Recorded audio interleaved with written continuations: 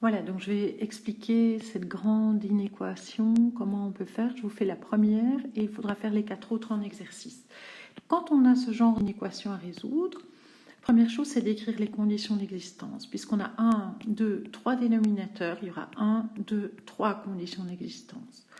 X carré moins 9 différent de 0, x moins 3 différent de 0, x plus 3 différent de 0. Et puis on résout les conditions d'existence. Ensuite, on ne peut pas résoudre un truc comme ça. Il faut factoriser les dénominateurs. Donc x carré moins 9, c'est une différence de 2 carrés. Je peux l'écrire comme x plus 3 fois x moins 3. Et donc, il faut trouver un dénominateur commun. Petit rappel, quand on a 1 demi plus 1 tiers, que je veux trouver le dénominateur commun, on peut travailler en sixième. Là, ça donne 3 et là, ça donne 2. Comment est-ce qu'on peut trouver un dénominateur commun? Regardez, 2 fois 3, ça donne bien 6. Et bien ici, c'est pareil, le dénominateur commun. Ici, j'ai fait x moins 3 fois x plus 3.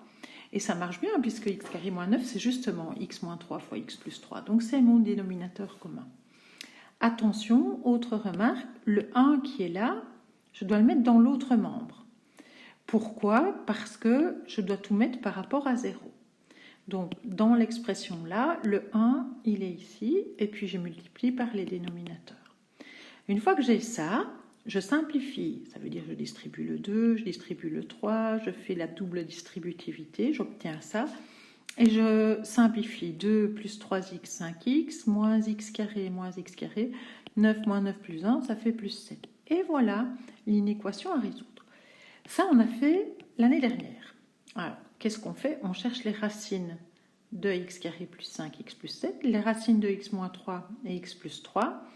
Pour les racines de x carré plus 5x plus 7, les voilà, c'est avec delta que je les calcule, je les mets dans mon tableau.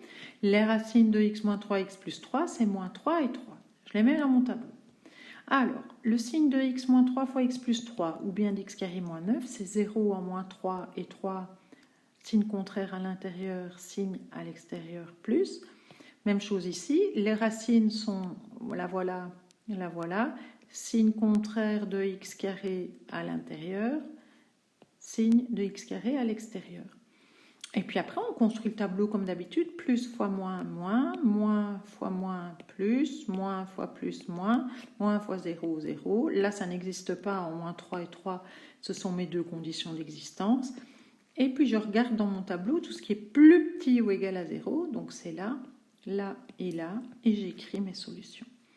Voilà, ça c'est un exercice récapitulatif du chapitre, ils sont super importants. Donc vous en avez un exemple ici, reste à vous de faire le reste.